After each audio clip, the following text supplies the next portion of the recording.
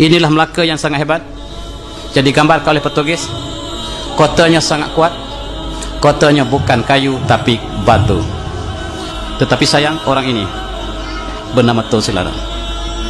Tun Silana menulis sejarah yang palsu. Dia menulis sejarah Melayu. Dia mengatakan orang Melayu berperang dengan lembing dan keris. Ini adalah pembelot yang bersama dengan Portugis. Inilah yang tali barut Portugis, yang sama-sama berjuang untuk Portugis dan ditangkap oleh tentera Aceh dan dibawa ke Aceh, yang sepatutnya dibunuh tetapi diampunkan. Akhirnya dia bertobat di Aceh menjadi orang yang baik.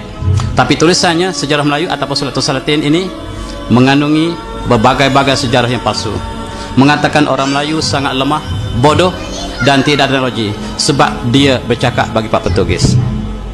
Dan sayang, buku ini diisytiharkan sebagai karya agung Melayu oleh UNESCO, dan itulah sebab mereka tidak akan pilih karya ini sekiranya karya ini tidak berpihak pada mereka. Lihatlah Melaka. Lihatlah kapal yang dipamerkan di tepi Sungai Melaka itu, kapal siapa? Kapal Portugis. Itulah pengkhianat sentiasa berada dulu, kini dan selama-lamanya. Kita lihat bagaimana apabila jatuhnya Melaka, maka seluruh umat Islam bersatu, termasuk kerajaan Aceh, kerajaan Osmaniyah datang untuk membebaskan Melaka. Tetapi pengkhianatnya adalah kerajaan Johor, Pahang, Lingga, Riau. Inilah pengkhianat yang belum dicatatkan dalam sejarah. Pahang, Johor, Lingga, Riau, inilah pengkhianat yang bersama dengan Portugis mempertahankan Melaka. Apabila Melaka diambil alih oleh Belanda, satu kisah yang cukup sedih berlaku.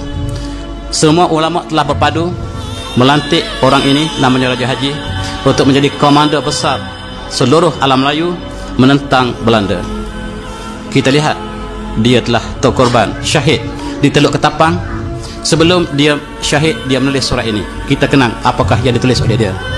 Dia kata, pada hari ini tanggal 19 Rejab 1998 Hijrah, warkah ini kutulis di atas sejadah, menghadap kiblat dalam keadaan berwuduk. Setelah selesai doa dan doa panjang untuk sekalian umat Melayu. Al-Quran di sebelah kananku, kitab Dalail Akhirat di sebelah kiriku, badik bersaka di pinggangku.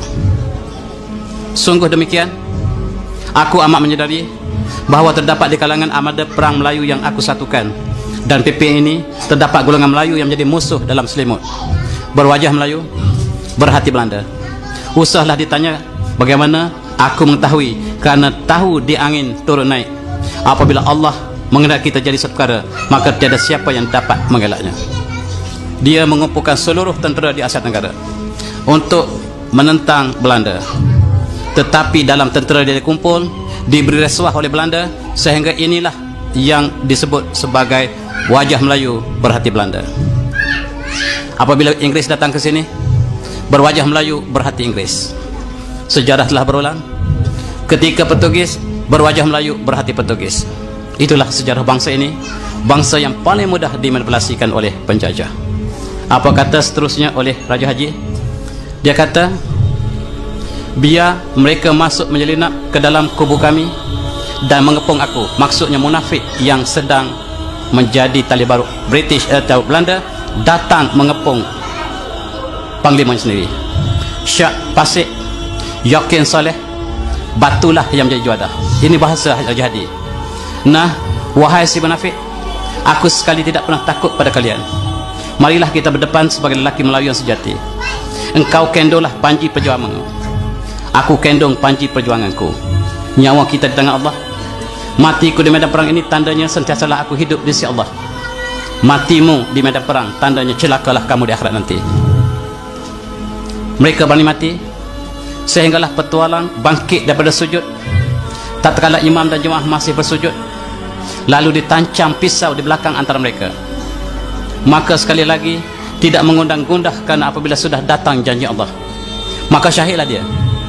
Jika ditikam itu masih hidup, maka dia akan menjadi saksi si petualang itu. Ini catatan yang disebut oleh Raja Haji. Mereka bersolat, sama-sama bersujud. Sujud mereka panjang, kawan sebelah bangun tikam kawan sebelah, seluruh mati. Itulah pengkhianatan yang menyebabkan Raja Haji kalah. Raja Haji sempat menulis di atas sejadah, menulis warakah ini. Dia kata di akhirnya, sekiranya perjuangan aku ini benar, wahai ilahi, kekalkan tulisan aku ini, butakanlah mata Belanda daripada melihat tulisan aku ini, supaya tulisan aku ini sampai kepada seluruh orang Melayu yang datang kemudian. Barangkali perjuangannya benar, sampai pada kita saya salin menunjukkan perjuangannya lah dikhianati oleh bangsa yang sendiri.